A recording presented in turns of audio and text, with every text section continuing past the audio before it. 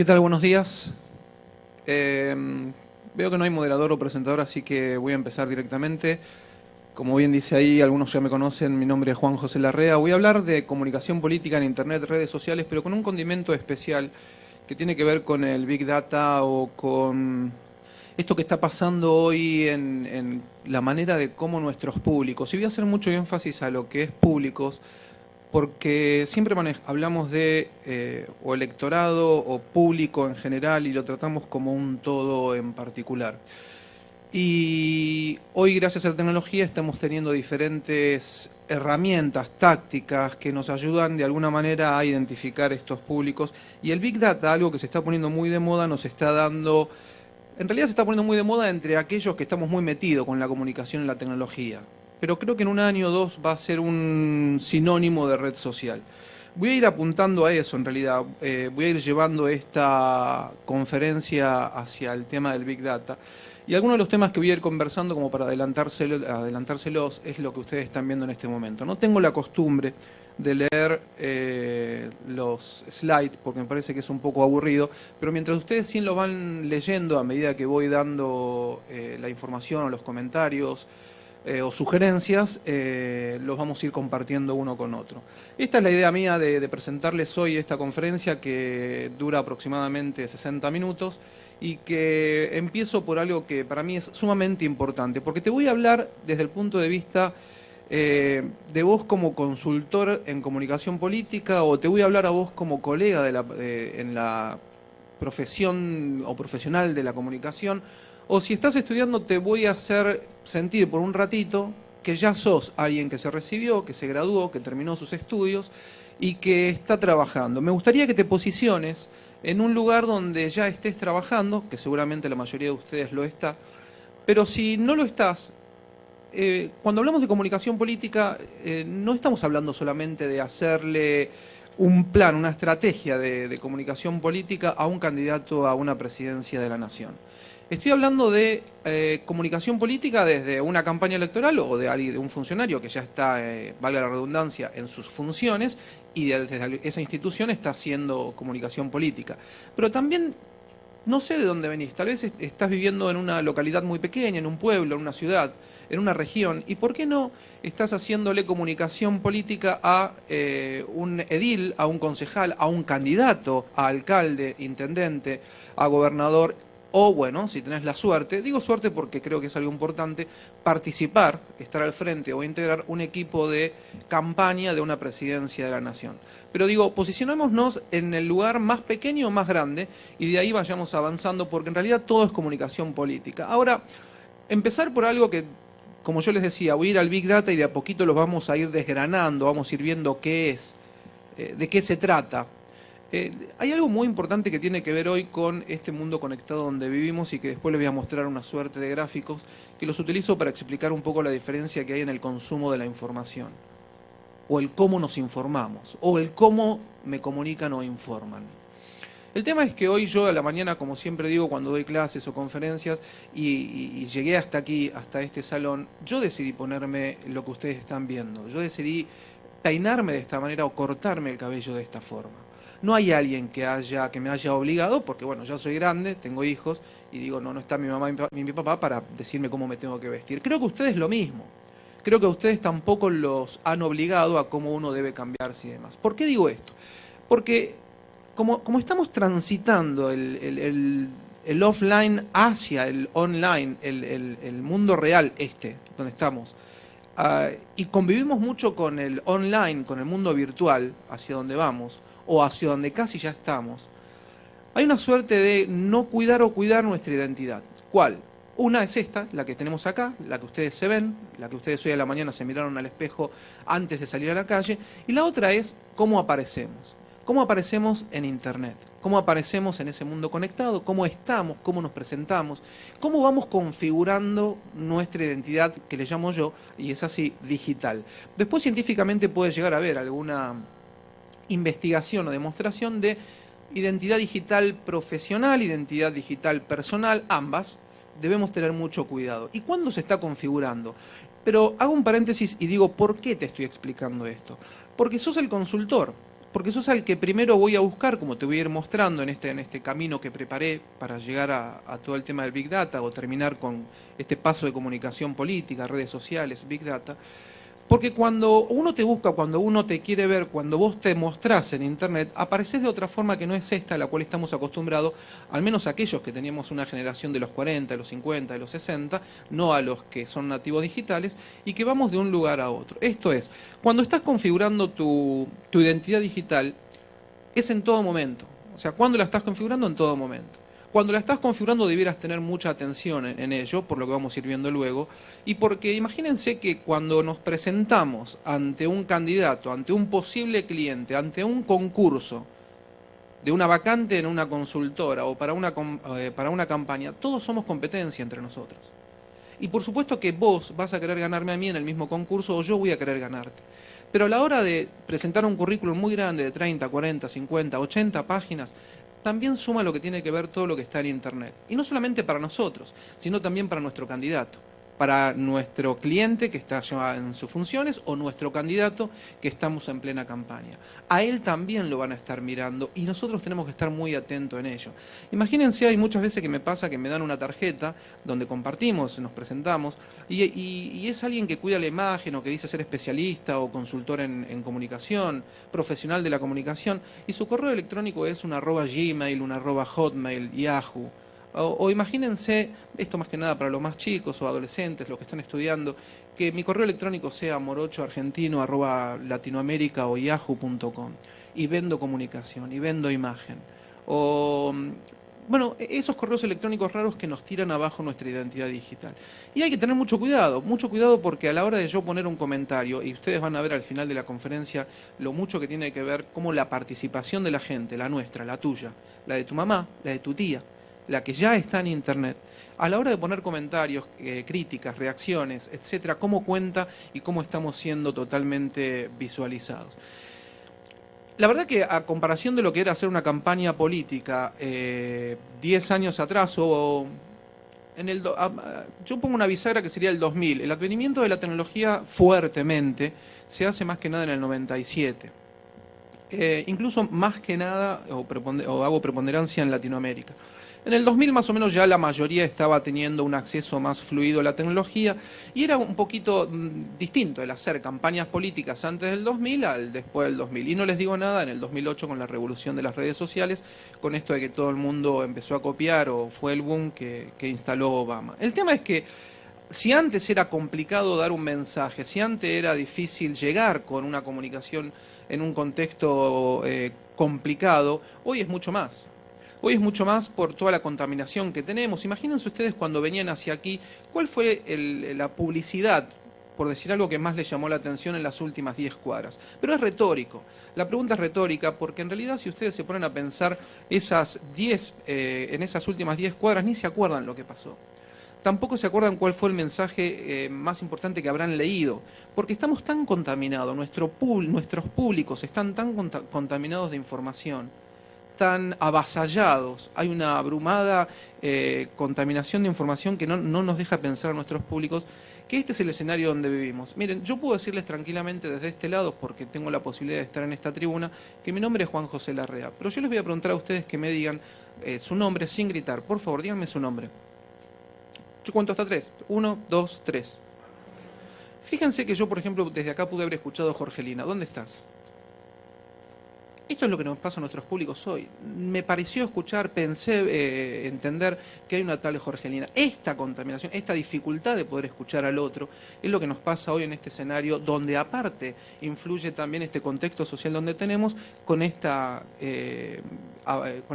advenimiento tecnológico y con este uso y costumbre que estamos teniendo hoy. Antes del 97, del advenimiento de la tecnología, como yo les decía, había básicamente una manera de pensar la comunicación que veníamos acostumbrados de un soporte de información, que eran los medios de comunicación, un soporte informativo acompañado de un poco de publicidad.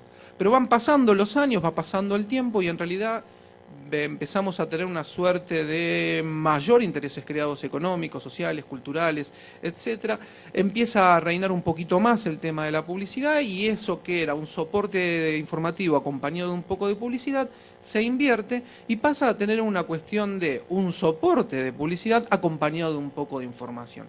Ahí empezamos a notar que empezaba a tener un poquito de más influencia ese jefe de diagramación. ¿Por qué?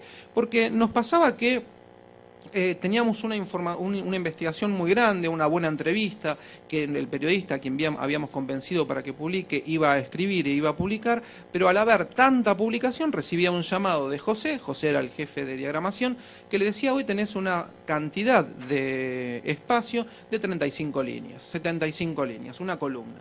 Y toda esa investigación que tenía para publicar y poner ya no podía ser, porque ahora reinaba desde ese momento este soporte publicitario con un poco de información. Y esto pasa también a hacer que las noticias, lo que vamos leyendo, y acá viene un poco el cambio del consumo de información, el cambio de lectura, empieza a ser más light, más suave. Las noticias ya no empiezan a tener las redacciones, los textos, los artículos, las columnas, ya no empiezan a ser tan reflexivas como eran antes, ya no presentan tanto razonamiento, sino por una cuestión también sociológica empiezan a ser mucho más suaves, más rápidas, de más fácil lectura. Los gráficos que ustedes ven aquí en esta pantalla son de Paul Baran, uno de los que fue participante del proyecto de Internet. A mí me gusta mucho porque en este gráfico, en el primero, en el de la red centralizada, yo ahí veo lo que teníamos antes, el antiguo paradigma de la comunicación. El antiguo paradigma de la comunicación, no estoy afirmando con esto de que hay uno nuevo, quizás hay una transición o una modificación del anterior, pero sí hay un antiguo, que era el de los medios tradicionales de comunicación centralizaban todo. Imagínense en el primer gráfico que ustedes ven de color azul a la izquierda, ese gráfico tiene un nodo central. Esto sería algo así como un medio de comunicación que centraliza toda la información, un decisor, alguien que decide qué es lo que se va a informar y qué no, y nosotros, los profesionales de la comunicación, las fuerzas vivas que quieren informar a sus diferentes públicos, tenían que pasar por ese medio de comunicación. Con esto lo que estoy queriendo decir es, que por supuesto ustedes también lo están razonando y viendo, dependemos de un medio de comunicación, de los medios de comunicación, cuando hablo de ellos digo los tradicionales, radio, diario, televisión, y dependemos también de ese periodista, convencerlo de que ese ejemplo que les ponía antes de una investigación que ha hecho una universidad, una institución pública o privada, que es incluso para un bien social, un bien de un país, dependemos que ese periodista compre esa investigación, dependemos que después ese periodista cuando vaya al medio de comunicación, esa investigación de alguna manera esté relacionada, no afecte a los intereses creados que pueda tener ese medio de comunicación, políticos, ideológicos, sociales, culturales, etc. Y de ahí, si pasábamos todos esos obstáculos, pasábamos también al jefe de diagramación para ver cuánto publicaban de nuestra investigación y salía a un público que era el todo, quien leía ese medio de comunicación. Con el paso del tiempo, después del 97, después del 2000, mucho más allá después del 2008, empezamos a ver, voy a saltear el gráfico del medio, que es la red descentralizada, y voy a la red distribuida, que es la última de color amarillo a la derecha. Cambiamos un poco el modo de poder comunicar, y los que somos profesionales de la comunicación, los que estamos pensando día a día cómo llegar mejor a nuestros públicos, empezamos a tener muchísimas más herramientas porque comenzamos a estar conectados. La red distribuida hace que estemos conectados, que no se dependa de un nodo central y que si no podemos ir por un lado, podemos ir por el otro. Nuestros públicos, ahora sí podemos fragmentarlos muchos más. Ustedes pueden decir, antes también se podía fragmentar. Sí, antes se podía fragmentar, pero en escalas muy pequeñas y con distribuciones o revistas especializadas muy pequeñas. Hoy la fragmentación es exhaustiva, es mucho más poderosa que antes. Y en esta red distribuida, en esta sociedad colectiva donde vivimos hoy, estamos en un mundo conectado. Miren esto, nuestros públicos están de alguna manera como ustedes o como nosotros acá. ¿Quién de ustedes, levánteme una mano, tiene correo electrónico? Levánteme la mano. Déjenla arriba. ¿Quién de ustedes también, aparte de un correo electrónico, levante la otra mano, está en una red social o tiene celular? Mírense, mírense, esto no es una iglesia, yo no soy el padre Juan José. Miren cómo estamos conectados acá en este mundo en el cual hoy la tecnología reina, y estos son nuestros públicos. O sea, estamos de un paso a otro. Este cómic, no conozco quién es el autor, no es mío por supuesto, pero me encantó porque de alguna manera también grafica lo que nuestros públicos, cómo nuestros públicos han cambiado. Como antes teníamos esa imagen, al menos en Latinoamérica, en muchos cafés, a la mañana uno iba a desayunar y veía a alguien leyendo su diario, tomando su cafecito. Cómo esas costumbres, cómo esos usos y costumbres han ido variando. Y cómo las posturas, el cómic creo que es simpático en ese sentido, cómo ahora cambió todo. O sea, yo a esta postura del hombre mirando para cualquier cosa, un monitor, le agrego la otra que es la de una persona parada, con la cabeza medio baja y con las dos manos así, que ustedes saben lo que estaría haciendo alguien si está así con las dos manos juntas, estaría teniendo un celular, escribiendo, leyendo, mirando, etc. Estos son nuestros públicos. Ahora, ¿y el consumo de información? Claro que sí, va cambiando. Pero va cambiando y va mutando, y esto hace mucho más difícil o fácil, depende el equipo o la tecnología que cada uno de nosotros vaya teniendo en el equipo de campaña o en el área de comunicación, que no digo en el área de prensa, como todavía en muchos organismos públicos y en empresas privadas también se sigue llamando. El área de prensa es el área que se relaciona con los medios de comunicación. El área de comunicación es la que lleva la comunicación en general, la comunicación, digamos, global, institucional o corporativa, de una empresa pequeña, mediana o grande, pública o privada. Pero no nos quedemos con el paradigma anterior o antiguo, digo, quizás estemos transitando y esperando que una comunidad científica apruebe que hay un nuevo paradigma en cuanto a comunicación, no nos quedemos con que hacemos prensa. En realidad hacemos comunicación y vamos mucho más allá, y vamos a por mucho más que radio, diario y televisión. Hoy tenemos un consumo de información mucho más complicado que nos hace tener una suerte de auditoría permanente a la hora de estar viendo y sondeando a nuestros públicos, por esto de que antes, para que alguien llegara a quejarse sobre algo, sobre una publicación en un diario, sobre algo que leyó, sobre algo que escuchó en una radio, esa persona tenía una actitud absolutamente pasiva, tenía que llamar por teléfono, había que ver si la atendían. Hoy no, hoy en tiempo real pueden comentar, pueden opinar, pueden difundir, pueden viralizar una suerte de información. Y nos pueden hacer una crisis, por supuesto, mucho más profunda, potente. Yo tengo 43 años, aquí hay gente más grande o más joven y más joven que yo. Para los más jóvenes quizás no van a entender un poco lo que digo, para los más grandes sí, pero digo, ¿cómo era antes? Esa es la pregunta que nos podemos llegar a hacer, pero enseguida nos acordamos. Y para los más jovencitos digo, antes uno iba a una biblioteca. Antes nuestros públicos iban a una biblioteca, le hablaban a la bibliotecaria, que por lo general tenía cara de fea, de seria, de mala, y nos miraba muy pensativamente, porque claro, estaba pensando lo que le estábamos pidiendo y diciendo, y que uno no sabía si estaba enojado con uno o algo, pero venía con unos libros diciendo, bueno, sobre el tema que estás buscando, estos son los autores que te estoy recomendando, podés buscar por acá, podés buscar por allá. Todo ese paradigma, toda esa manera, todo ese uso y costumbre que teníamos, cambió. Cambió nuestros públicos, y lo que están haciendo ahora es lo que ustedes también hacen, lo que hacemos todos acá, en este mundo conectado en el cual estamos, y tal vez en esa posición de ir buscando algo en un celular, en un dispositivo móvil, en una tableta, en un smartphone, o en el trabajo o en la casa en una computadora. Y buscar vale la redundancia, en un buscador, ¿no? Por defecto profesional, cada vez que voy viendo algo, todo lo relaciono con mi carrera, y antes de seguir explicando este fenómeno social que estamos teniendo con la manera de comunicarnos, quiero compartir con ustedes un video de 1 minuto, que un poco tiene que ver con esto, que lo rescaté. Hola, sí. ¿Todavía tienen el pastel invertido de piña? Sí, señor. ¿Lo quiere con crema de vainilla o chocolate? Ninguno. Solo me interesa con merengue. Deme su código de acceso e identificador. Aquí Santa, identificador 77265548. Necesito información sobre una persona llamada Andy García. Alfa Noviembre Delta Índigo. Santa no está activo desde hace 12 años. Escúchame, joven novato. Estaba espiando a Ho Chi Minh cuando tú estabas en pañales. No me digas cuando estaba activo. Señor, no puedo hacer nada. pero bueno, podría buscar en internet y averiguar lo que necesita saber. Ah, eso haré. Santa fuera.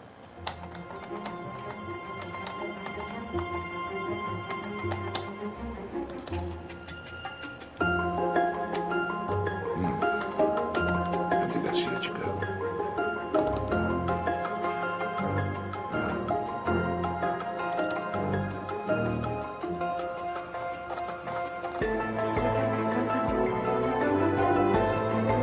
Noche loca en el Hilton. ¡Ay, cielo! Me muero por ver el tiempo compartido de Kevin. ¿Tú no? Ustedes fíjense que esta parte de este video me encantó porque creo que refleja justo lo que estamos viviendo hoy con nuestros públicos. La persona, Robert De Niro, que estaba buscando, nada, era un exagente, hacía 12 años que no estaba, le dicen, usted está desactivado, pero ¿por qué no busca en internet? Y dice, ah, claro, puedo buscar en internet. Cómo las costumbres fueron variando y cómo él está encontrando algo. Ahí se mezcla un poco lo que les decía al principio, el tema de la identidad digital, el cómo nos ven, el cómo nos encuentran. Pero también, de alguna manera, a veces pensamos que solo están en nuestros públicos ligados a la tecnología los jóvenes, los adolescentes, porque ellos la entienden. Y estamos dejando de lado, porque pensamos que todavía siguen leyendo el diario, hablando por teléfono para hacer alguna consulta sobre algo, de tu producto, de tu marca, en este caso de tu candidato, de tu cliente. Dejamos de lado a una cierta generación que pensamos que como no nacimos con la tecnología, no están ligados a la tecnología, no la están usando. Y eso ha variado y ha cambiado mucho. Porque todo el tiempo le estamos preguntando a la máquina, no sé, a Google.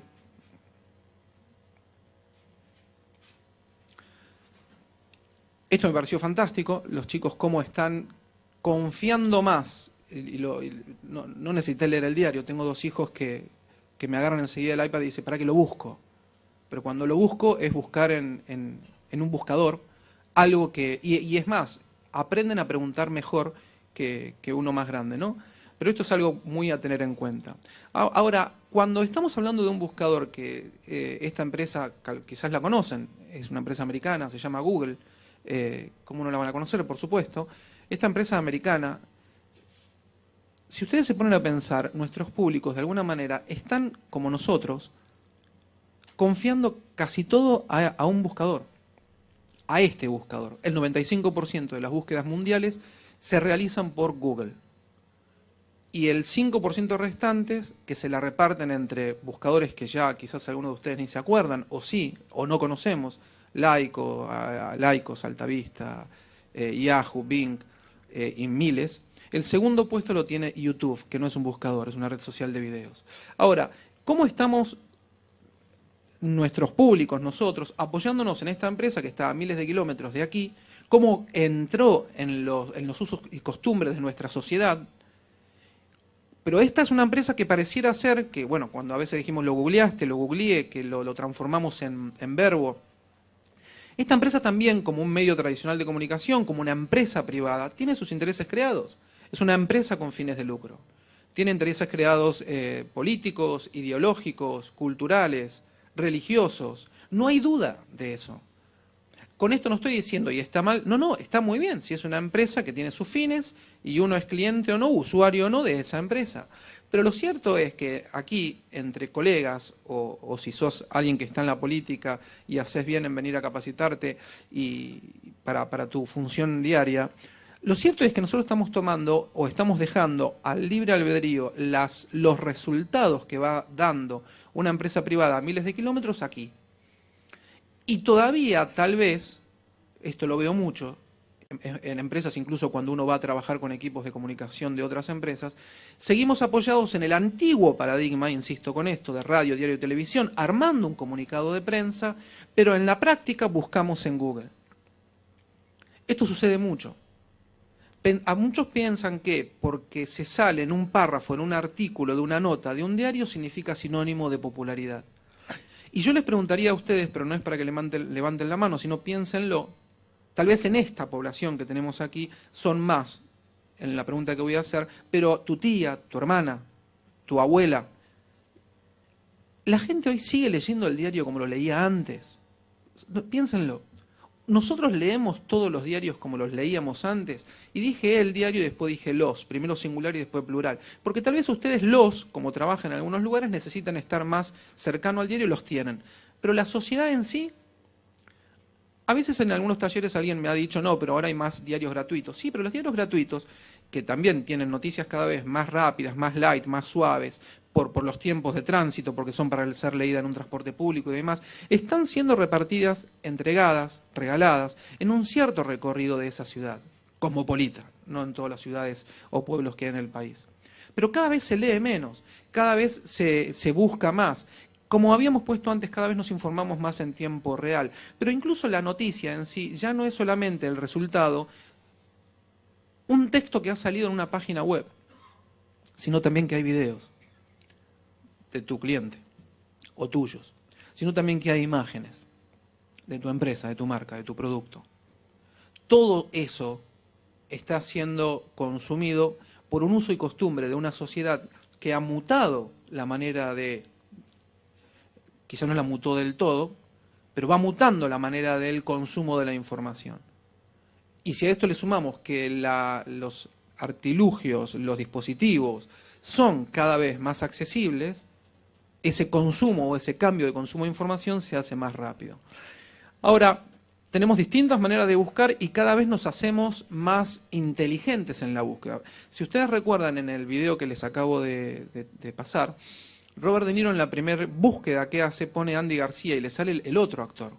Él estaba buscando, en esta película de comedia, que son Los Pequeños Fockers, él estaba buscando a su yerno con quien siempre tiene peleas. Entonces puso Andy García, pero después puso Andy García Chicago.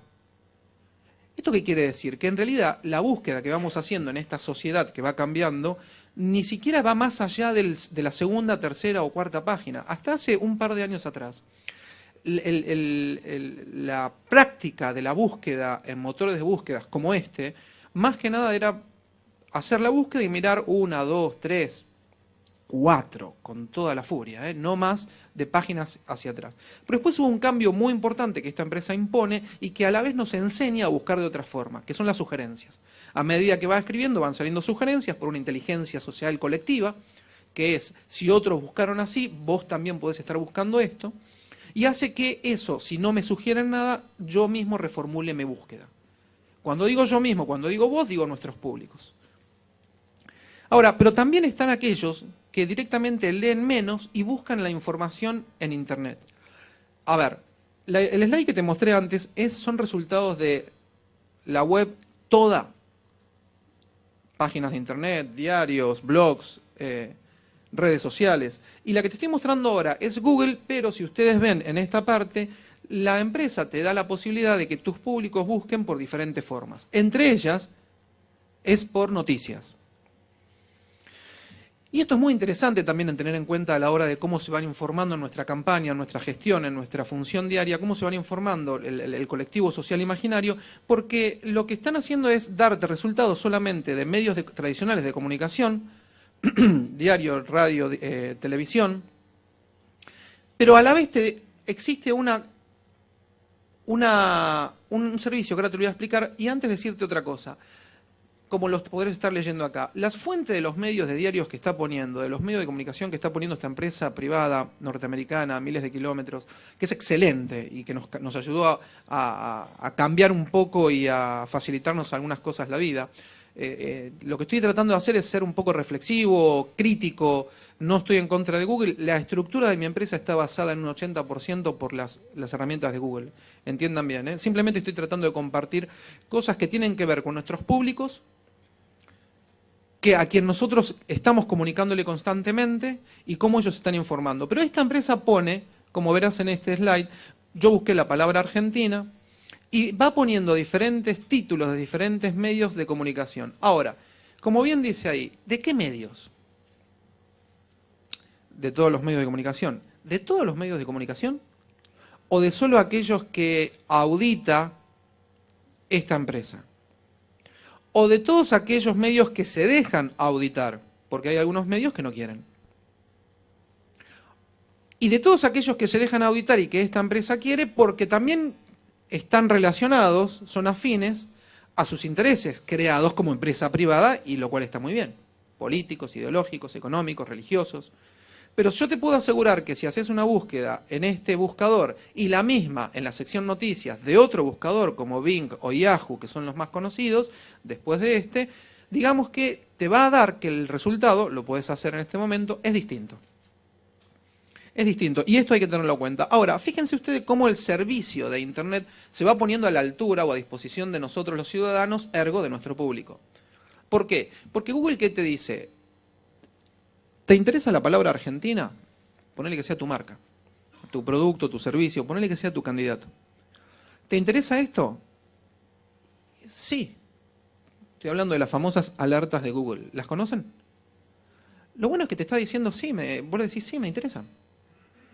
Lo que Google te dice es, ¿sabes qué? No vengas más. No vengas más a buscar esta palabra. O sea, vení a buscar otras si querés. Vení a buscar todas las que quieras. Pero esta no. No pierdas tiempo. Y vos decís, ¿cómo? No. Yo te las voy a mandar a medida que vayan saliendo en los medios de comunicación. En los medios de comunicación. Entonces nuestros públicos, tu tía, tu hermana, la abuela, el primo, el vecino, se confía de ese servicio, lo cual está muy bien, pero no sé si está teniendo todo este razonamiento. No sé si él sabe, nuestros micros públicos con los cuales trabajamos, no sé si ellos saben que realmente esta empresa le está dando toda la información sobre esa palabra, sobre tu candidato, marca o producto. Y empieza a aparecer lo que nosotros tenemos en este camino del Internet, de las redes sociales, del famoso, que va a ser famoso Big Data, alguien que antes tenía, como te decía, una actitud muy pasiva y que ahora es muy activa, es muy reaccionaria, para bien, para mal, que ahora crea contenidos, no por eso necesariamente es un periodista. Es un creador de contenidos porque tiene la facilidad, la gratuidad de poder escribir en un blog, en una página web, a muy bajo costo y opinar sobre lo que estás haciendo, o sobre lo que tu empresa está haciendo, o lo que está diciendo en el momento tu candidato, tu jefe. Y lo está poniendo en un comentario de un diario que lo ha publicado, en un comentario de un texto de un blogger que ha escrito sobre el discurso que dio tu cliente, sobre la campaña que estás haciendo. Lo importante es que esta persona reaccionaria, con mayor actividad, con posibilidades de herramientas que antes no tenían, lo que quiere es dialogar. Y a veces, insisto, no sé si seguimos trabajando el antiguo paradigma de estar parado sobre una tribuna, de hacer ese comunicadito de prensa que por lo general se lo borran en las redacciones con la tecla delete, de borrar del teclado, o ya nadie imprime, o casi ya los faxes no existen, así que ya no se puede decir que se tiraran a un cesto. Entonces creo que estamos apoyados, teniendo un consumo de tecnología fabulosa, formidable, no digo todos, estoy diciendo de lo que voy viendo en los distintos países donde voy yendo y de las empresas que voy auditando. Estamos con el consumo y el uso de la tecnología muy a última moda, aquellos que tienen acceso cada vez a lo último, a lo mejor, pero a la hora de practicar nuestra función diaria de poder comunicar, lo estamos haciendo de una forma antigua. El diálogo, la conversación con esta gente, con la prima, con el tío, con tu cuñado, con ese público que está ávido inconscientemente de todas estas herramientas, inconscientemente en el buen sentido de la palabra, no por ignorancia, no sé si lo estamos aprovechando como tal para poder tratar de que esta contaminación en este contexto social que te presentaba al principio se esclarezca un poco más, al menos en base a tu marca, a tu producto. Este es un senador nacional de la República de Colombia, se llama José David Name Cardoso. Él hace muy buena comunicación con el uso de las TICs, con el uso de las tecnologías. Él, además de ir publicando, además de ir trabajando con los medios tradicionales de comunicación, aparece con su página web tratando de crear diálogo, tratando de poner y utilizar, que se los recomiendo, aplicaciones o módulos como la que están viendo, que se llama Disqus. Disqus es open source, código abierto, es gratuito. Se pone en las páginas web de cualquier empresa pública o privada y la facilidad que tiene es que va dejando escribir reacciones, comentarios, elogios, quejas, etcétera, a las distintas personas que están visitando su página o que vienen de una red social donde él también comunicó y de ahí atraen. ¿Y eso qué hace? Hace que cada uno pueda escribir manteniendo su nombre y apellido lejos del anonimato, permitiendo la moderación. Y aparte lo que hace es una herramienta muy poderosa. Este módulo gratuito también lo que tiene es la posibilidad de, si te interesan los comentarios que la gente va poniendo, que este es un dato muy importante, los comentarios que la gente va poniendo sobre un texto en particular, así sea de tu empresa o de otra empresa, pero así sea tu página u otra página, uno pudo haber leído un artículo, pero puede estar interesado en qué dice la gente sobre eso y qué diálogo tiene la gente, la sociedad, sobre eso. Y esto es muy rico a la hora de hacer análisis, que a veces lo hacemos poco y en la vorágine del día a día solo realizamos acciones de comunicación y no estamos viendo algunas que se nos están pasando por alto. Lo bueno es que este módulo que te recomiendo para tácticas de comunicación o en tu estrategia de comunicación política me refiero, o empresarial, te permite que la gente pueda dejar su comentario, no de forma anónima, pero sin quitarlo de su uso y costumbre. ¿Qué te quiero decir con esto? Por lo general, estamos conectados en una red social constantemente. No solamente en un celular, donde tenemos la aplicación de Facebook, por sinónimo de red social, sino también en el monitor, en la computadora de escritorio o en el ordenador, o en tu display, en tu dispositivo móvil, tableta.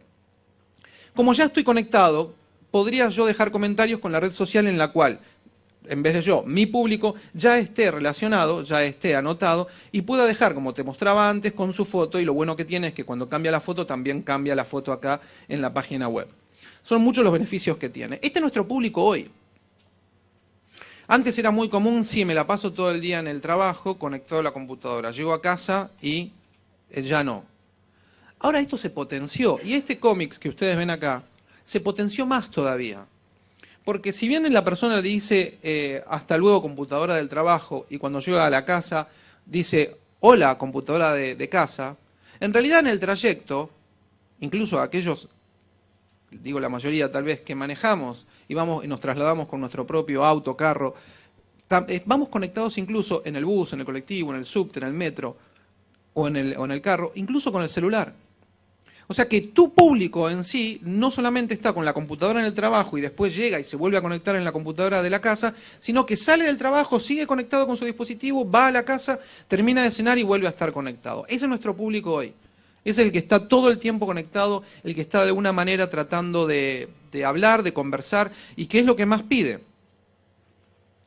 Paralelamente, cuando digo, muchos profesionales de la comunicación que me encuentro o que doy capacitación o charlas o clases, seguimos con, insisto, el antiguo paradigma y pasa esto que ustedes leen ahí. Que la gente escribe, habla en redes sociales o participa en páginas web de empresas sobre alguna opinión, las dejan plasmada ahí y no son contestadas. La mayoría de ellas. Es un estudio. La mayoría de las cosas que ustedes van viendo no son afirmaciones mías, son estudios y después al final les digo cómo tener la presentación de todo lo que voy mostrando, pero no son afirmaciones que se me ocurren. Sí, los razonamientos son apoyados en 18 años de experiencia y trabajo. Pero estas cosas son estudios e investigaciones realizadas.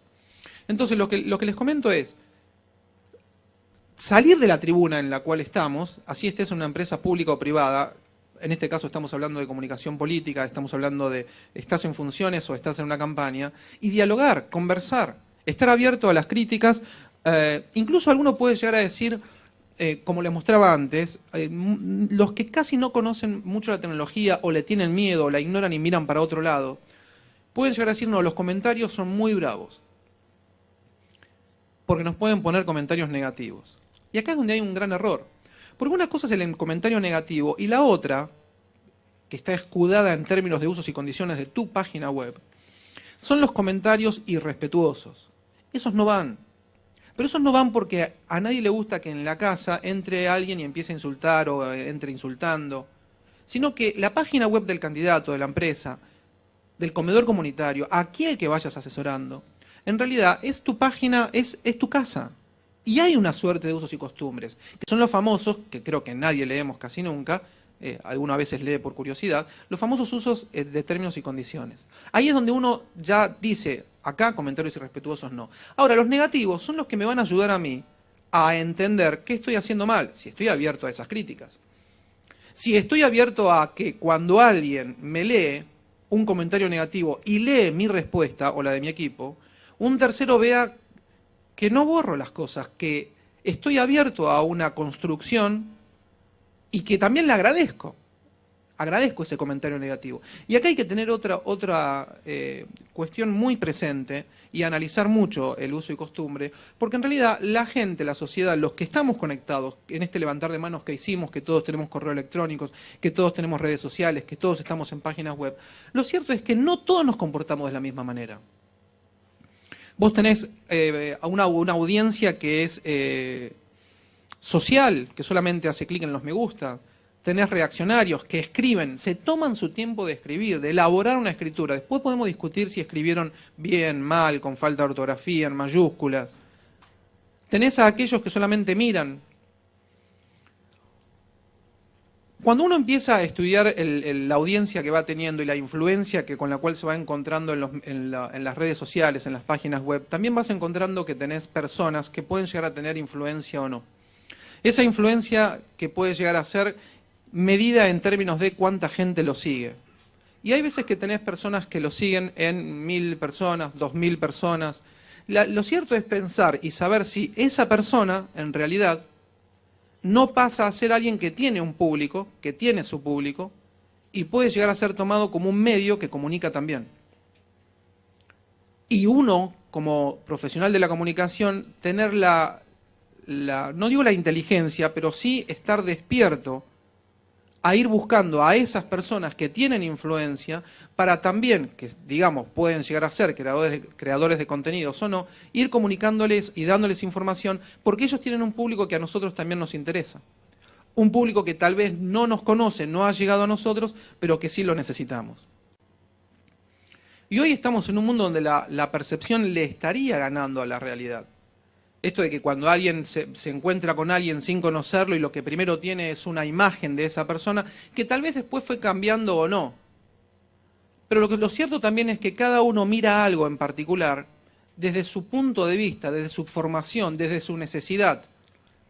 Yo no sé si desde atrás se ve bien la figura, pero nada, en el piso están tiradas unas células madres, este es un cómic del Financial Times, y dependiendo del personaje, la señora que está en una silla de ruedas dice veo esperanza, un señor dice veo dinero, otro dice frotándose las manos veo la fama, un sacerdote dice veo un ser humano, bueno y así sucesivamente. Lo que hay en realidad son diferentes públicos que no los podemos dejar al libre albedrío, que están totalmente conectados, conversando constantemente y que están ávidos de recibir información pero de calidad, contenidos de calidad.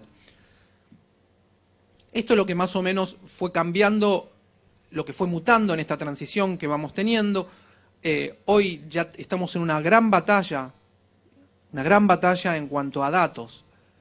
Hoy, y ya vamos entrando a todo el término de Big Data, hoy más que nada es importante aquel que puede leer los datos, a aquellos que tienen un conocimiento del hábito del consumo y a aquellos que en realidad tienen una estrategia de comunicación. ¿Por qué hablo de estrategia y en este caso de comunicación? Si alguno de ustedes, que calculo la mayoría, está trabajando en este fascinante mundo de la comunicación, en esto que nos apasiona a muchos, sería bueno la pregunta, insisto, es retórica, es para que te la respondas a vos mismo. ¿Cuál es la estrategia que están llevando adelante en tu trabajo? Si sos el director, el jefe, el encargado, el responsable, ¿cuál es la estrategia que impusiste para tu equipo? La mayoría de las veces que pregunto esto, y hay interacción y conversamos, la mayoría me dice que no hay, que no tiene o que no la sabe. Y este es un error muy grande en campañas políticas donde avanzamos, porque nos dejamos llevar mucho por el candidato que dice vamos, vamos, vamos, vamos, vamos. Y el vamos, vamos, vamos, y no hay una estrategia, no hay un saber a dónde ir. Cuando digo estrategia, digo el objetivo que nos planteamos y lo más importante después, cuáles son las herramientas, el cómo, cuáles son las herramientas, el cómo voy a cumplir ese objetivo. Y que todo eso sea uniforme para los demás. Por supuesto que puede tener una suerte de modificación esa estrategia y se va modificando para ir perfeccionando. Va cambiando la manera de informarse y lo que va apareciendo en esta liviandad que hay a la hora de consumir información en cuanto a los líderes políticos y nosotros que los asesoramos tenemos que tener mucho cuidado en ese aspecto es esa visión que tienen los líderes políticos, que por lo cual uno se hace simpatizante de ellos o los quiere seguir o se siente identificado, al analizar y estudiar tanto y al ver tanto lo que la gente quiere escuchar y decírselo, esa visión o esa figura de líder, de visionario, de estadista, va cayendo. Y hay que cuidarla. Estamos en el borde, en el límite de ese tema. Empieza a estar de moda, en el 2008, la campaña de Obama, de alguna manera, fue el boom de las redes sociales, todos lo recordamos, fue muy famoso. Él se apoyó en algo muy grande en ese momento que tuvo que ver con Google. Toda esta primera parte de la presentación después de que hablamos de identidad digital que yo les mostraba. Porque Google sí tiene uno de los temas, así como Coca-Cola es la felicidad, uno de los ejes, uno de los tópicos que tiene Google, más que nada es tratar de cambiar la vida mediante la tecnología, de hacerla más simple, de hacerla más fácil, de ayudarnos. Y él en el 2008 un poco se vio identificado con Google, más allá de que las redes sociales fueron su boom, pero uno de los grandes discursos que muchos hemos leído, analizado, estudiado y demás, fue la charla que él tuvo con los empleados de Google. Él estaba buscando donaciones, pero una de las charlas que tuvo ahí fue, y él les dijo, yo quiero que me ayuden a cambiar el mundo y ustedes pueden ayudarme a cambiarlo a partir de la tecnología. Si en el 2008 fue Google, en el 2012 fue Facebook. Obama en el 2011, donde da la charla, ya no la da en Mountain View, en Google, sino que la da en Palo Alto en Facebook a los empleados. ¿Pero por qué? Porque él empieza a visorar, empieza a mirar, empieza a ver, y después les voy a mostrar algo que empezó también en el 2011, que ya no es tanto el tema de las redes sociales en sí mismo, sino que ya es más que nada la captura, dificilísima, la captura, el procesamiento, muy complejo, de los datos. Cuando digo Big Data, estoy hablando de grandes datos. No piensan ni siquiera en una encuesta, no piensan ni siquiera en un sondeo de opinión. Estamos hablando de bases de datos y la posibilidad de tener software, programas extremadamente complejos, que no están hoy por hoy para ser bajados gratuitamente, extremadamente complejos para poder de alguna manera procesar esas bases de datos de bases de datos. Esto es como es el rey de reyes. Bueno, el Big Data es la base de datos de las bases de datos procesadas y cruzadas, que ahora de a poco les voy a ir mostrando un poco más de lo que se va haciendo. Pero la complejidad que se da en este gran procesamiento para lograr un Big Data es terrible, porque imagínense que cuando alguien nace, le estamos sacando una foto y la estamos subiendo a internet. Ustedes en este momento pueden estar tuiteando alguna frase o algo que les pareció bien o mal, o crítica o elogio. Seguramente sus amistades y los que tienen alrededor están compartiendo algo en alguna red social. Esto está haciendo mi público, tu público, los públicos. Pero lo cierto es que ese procesamiento casi en tiempo real, o para ir desgranando y en pocas horas tener una ejecución de una acción, es muy complejo, y a eso apunta el Big Data, y a eso apuntó la campaña de Barack Obama. No voy a hablar de la campaña de Barack Obama, pero la verdad que ahora él ha sido referencia con este tema. Les muestro un video que dura 2 minutos, que tiene que ver mucho con esto, al menos con una parte de ello.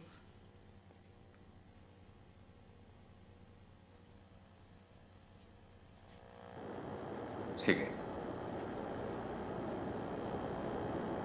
De acuerdo. Verá, quien dirige los equipos piensa en términos de comprar jugadores. El objetivo no debería ser comprar jugadores, debería ser comprar victorias. Y para comprar victorias hay que comprar carreras. Usted intenta sustituir a Damon. Los Red Sox de Boston miran a Johnny Damon y ven una estrella que vale $7,5 millones al año. Cuando yo miro a Johnny Damon, lo que veo es una falta de visión respecto a cómo producir carreras. El tío sabe fildear. No está mal como primer bate. Sabe robar bases, pero ¿vale los $7,5 millones al año que los Red Sox de Boston le pagarán? No. En el béisbol piensan de forma medieval. No aciertan con las preguntas que hacen. ¿Dónde estudiaste? Yale. Fui a Yale. ¿Qué estudiaste? Económicas. Estudié económicas.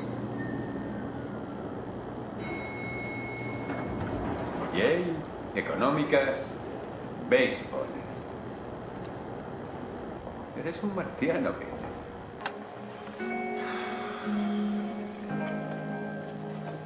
Con esta ecuación de aquí, lo que veo es que tenemos que ganar un mínimo de 99 partidos para llegar a los playoffs. Tenemos que anotar 814 carreras para ganar esos partidos y permitir un máximo de 645 carreras en contra.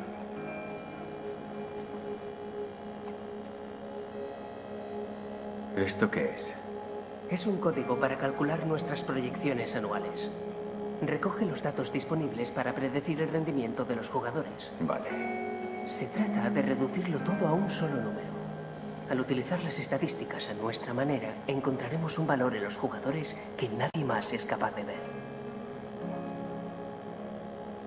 Algunos son descartados por una serie de prejuicios y supuestos defectos. Edad, aspecto, personalidad. Bill James y las matemáticas están por encima de todo eso.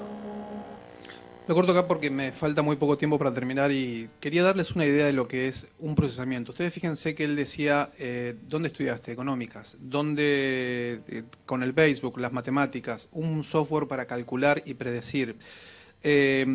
Lo que está haciendo hoy por hoy el Big Data es, a diferencia de lo que se hacía antes, es mezclar no solamente esa conversación que había, no solamente los estudios de encuestas, sino también tres variables muy bien dictaminadas o muy bien demarcadas. Antes de mostrárselo les cuento, uno de los que ha visto o ha visionado esto, que lo pusieron en la revista Mid Technology Review, es Bono, el cantante de YouTube. Él dice que a partir del Big Data y de todo el gran procesamiento que se puede llegar a hacer, se puede llegar a luchar mucho contra la corrupción, contra los dictadores y demás. ¿Por qué? Porque el gran procesamiento me puede llegar a mí a hacer algo muy exhaustivo con la determinación de los micropúblicos que ahora vamos para ese lugar. Es un libro que les recomiendo, sale menos de €1, 0,99 centavos, es electrónico. Yo lo compré, lo bajé, lo leí, es muy importante, cuenta así toda la campaña de Barack Obama, es de Anthony Gutiérrez Rubí, y hay un capítulo que habla todo de Big Data y va contando la historia de cómo Barack Obama en su momento, ya en el año 2011, empieza a entender, a avisorar el tema del Big Data. Para ello, en un lugar que le denominaron La Cueva, donde había, creo que era un centenar de informáticos, matemáticos, los que comúnmente tal vez a veces llamamos nerds, pero matemáticos, informáticos, científicos. No había sociólogos, no había politólogos, no había consultores de comunicación política. Eran más que nada de las ciencias duras. Y esto es muy importante que lo tengamos en cuenta también, porque estamos pasando de lo que siempre fue de las ciencias sociales, ahora más que nada hay como una suerte de desplazamiento de lo que va de la sociología a la matemática, de las ciencias sociales a las ciencias duras.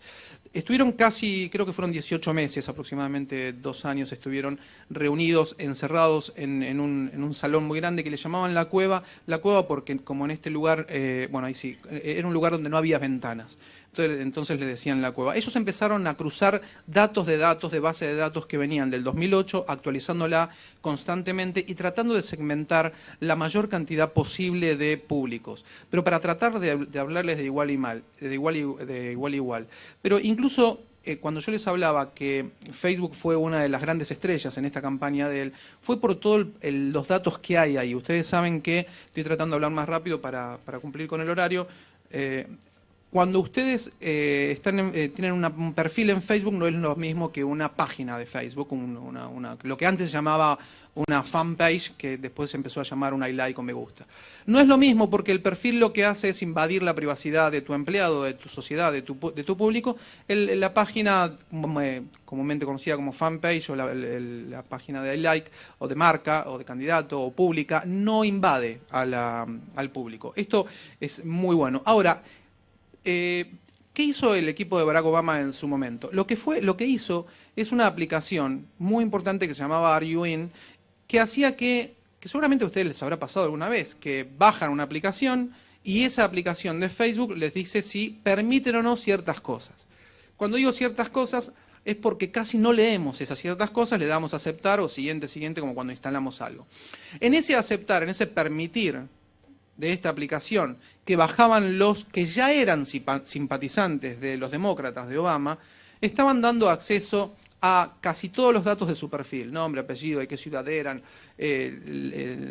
podían ver a los amigos de esa persona y hasta quien aceptaba la aplicación podía ver quiénes de sus amigos estaban ya habían aceptado esta aplicación y apoyaban a Obama. El tema es que uno puede decir, pero ¿para qué quieren a los que ya están con Obama, con los demócratas? Era para mantenerlos informados, era para que en esta contaminación grande de información que hay, en esta saturación, en esta avalancha, era para que cada uno de ellos, además de tenerlos como voluntarios, como militantes, como la microdonación, etcétera, era para tenerlos como voceros, para que va a ir dándoles información de buena mano, de buena fuente, y que ellos sean a su vez, de alguna manera, portavoces. ¿Por qué? Porque cuando uno reparte en una aplicación de Facebook, que nosotros lo hicimos con una campaña de un gobernador, Jaime Amín, en el departamento del Atlántico en Colombia, cuando uno acepta una aplicación para prestar también, no solamente la entrada a sus datos, sino su muro, cuando uno difunde un mensaje desde este menú que ellos tenían, cada mensaje que se distribuye en cada uno de los que se aceptó, se distribuye con el nombre y apellido de uno, no del comité de campaña. Entonces tus amigos ven un mensaje dicho por vos, y eso hace más creíble cada uno de los mensajes. Los 3 puntos de los cuales se alimenta el Big Data tienen que ver con estos que aquí les pongo. Por lo general siempre una campaña se hizo por los datos sociológicos, los económicos, las encuestas, los sondeos de opinión. Este es uno de los slides más importantes en cuanto al Big Data y en cuanto a su procesamiento y trabajo. ¿Por qué?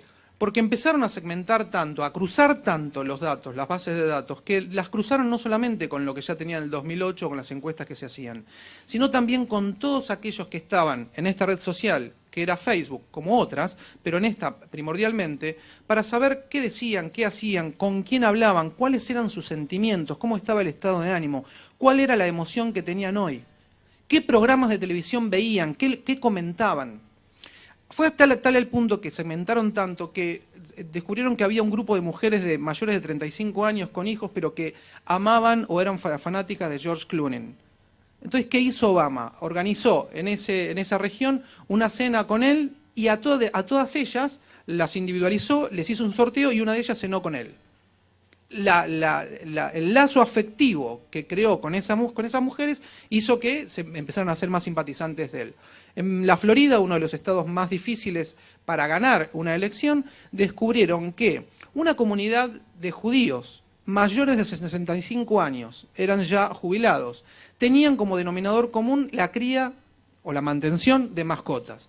Y que todos ellos se nutrían más que nada y comentaban una revista especializada en mascotas que se realizaba de forma digital a miles de kilómetros en Virginia. Fueron por ella. Esto es, los datos sociológicos, dónde votaste, cómo votaste, qué hiciste, qué estás hablando, qué sentís, qué emoción tenés, y después qué haces en Internet, cuál es tu rastro o tu participación en el entorno digital.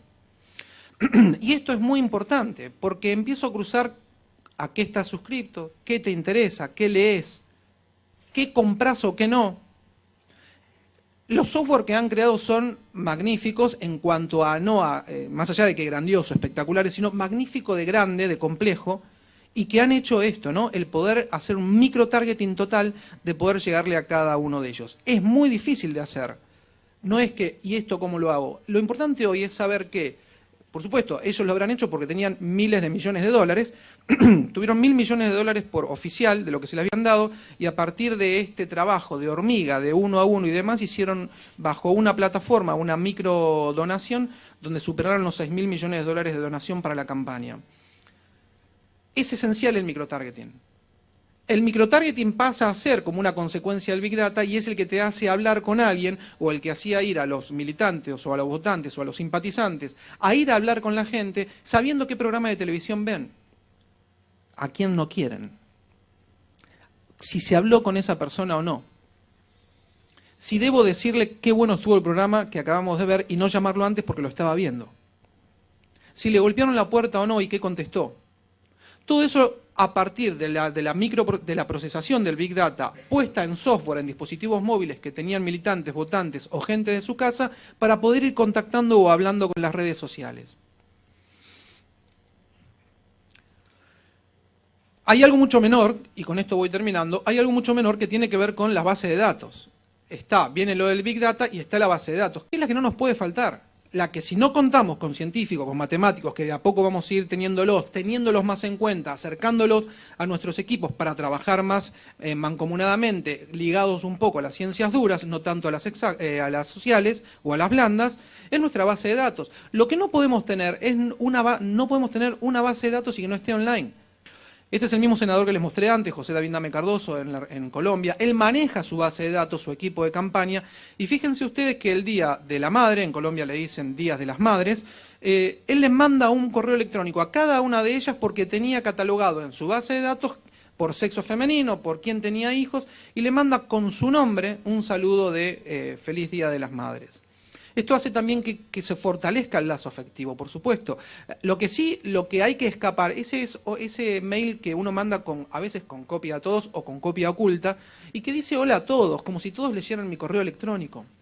Como si yo no estaría fortaleciendo la personalización. O sea, si bien antes la personalización era por tu nombre, era por tu género, era por dónde vivías, hoy pasa a ser más por qué emociones tenés, qué sentimientos, por dónde está tu estado de ánimo hoy. Yo no puedo seguir haciendo esto. Como profesional de la comunicación no puedo, y cuando lo recibo no puedo creer en el profesionalismo de quien lo envía. Fíjense ustedes que no solamente está mal redactado, sino que está en mayúscula, y la mayúscula en Internet, el código de Internet es gritar. O sea que toda esa parte que está en mayúscula que ustedes están leyendo ahí, lo que está haciendo esta persona es que yo lo tenga que leer gritando. Y que uno diga, ¿por qué me grita? ¿O por qué no me trata con mi nombre? Una herramienta espectacular es y a muy bajo costo, más bajo costo es el correo electrónico y un poquito menos es el celular, es un poquito más caro, pero nada. Y la personalización, donde uno puede mandar mensajes de textos a celulares que son los que siempre tengo en la mano. No tengo que esperar a leer un correo electrónico, que lo leo después, ni nada, sino que siempre lo voy teniendo en la mano y que me llamen por mi nombre.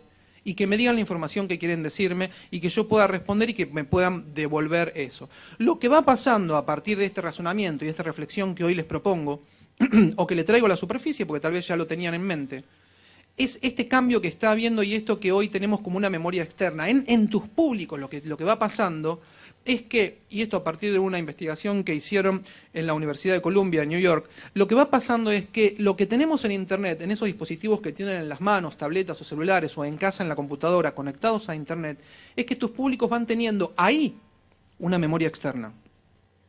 ¿Por qué? Porque ya no hace falta tanto recordar.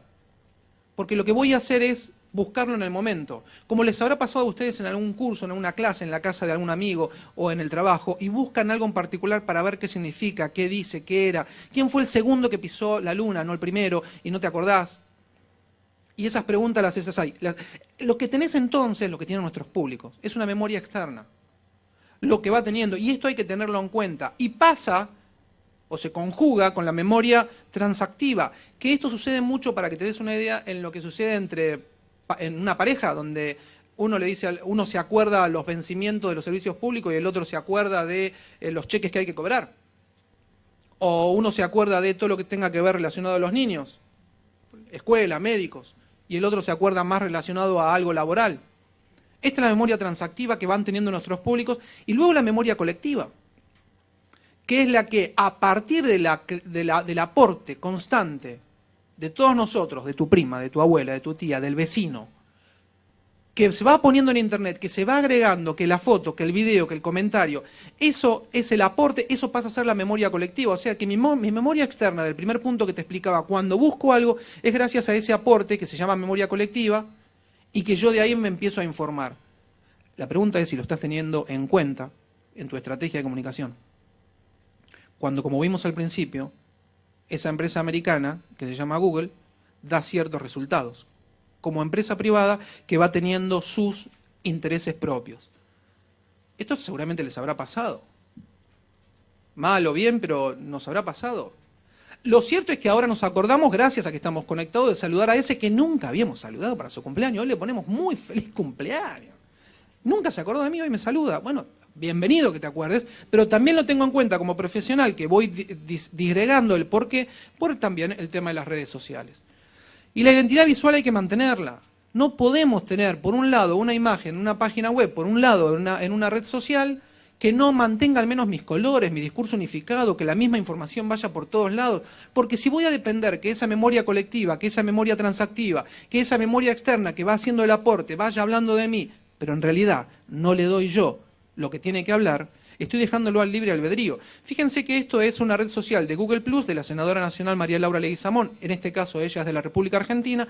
Esto está en Google Plus, esto que ven ahora está en Twitter, y fíjense ustedes, esta es la página web. Hay una suerte de sintonía donde se mantiene una misma identidad visual y que la mantiene a ella identificada con sus públicos, esté su público donde esté. No le puedo decir a mi público, vengan a mí, a mi página web, porque yo tengo que adaptarme al uso y costumbre de mi público por donde se va moviendo. Datos para que los tengan en cuenta. Hoy hay gente que todavía sigue haciendo páginas web de candidatos, de funcionarios, que están aptas solamente para ser vistas en un ordenador, en un computador, en una computadora, en un monitor de escritorio. Esto es un punto también delicado. Hoy una página web que yo esté presentando, que yo esté haciendo, que se esté configurando, mi área de comunicación o a quien contrate para hacerla, la tiene que ser adaptada tanto para celulares como para dispositivos móviles como tabletas, como ordenadores, notebooks, computadoras de escritorio. Tengo que darle servida a la información porque la necesito y como se están informando en tiempo real y quizás está discutiendo con alguien, tengo que dejarle la información dada para que pueda defenderme o pueda informarse sobre mí. Pero fíjense que el mayor tráfico está creciendo y ya viene por dispositivos móviles, va creciendo año tras año y no tanto por el ordenador o la de la computadora. Para ir terminando, lo importante es que podemos comprender el Big Data, vamos hacia ese camino, van a empezar a salir software muy importantes, muy creativos, que van a cruzar muchas bases de datos. Vamos a perfeccionarnos a entender cómo entrecruzar datos, qué es lo que más me interesa, más me importa. Pero más allá de la tecnología no voy a decir nada nuevo. No va a servir de nada si no tenemos un buen candidato, un buen mensaje o una buena comunicación política y alguien que nos vaya siguiendo. La presentación va a estar a disposición de ustedes en mi página web, me pueden escribir por estos mecanismos. Para mí ha sido un placer hoy compartir este conocimiento con ustedes y quedo mediante correo electrónico o estos medios que les estoy poniendo para que podamos conversar tranquilamente en todo lo que ustedes necesiten. Muchas gracias y que tengan un excelente evento aquí en la Cumbre 2013.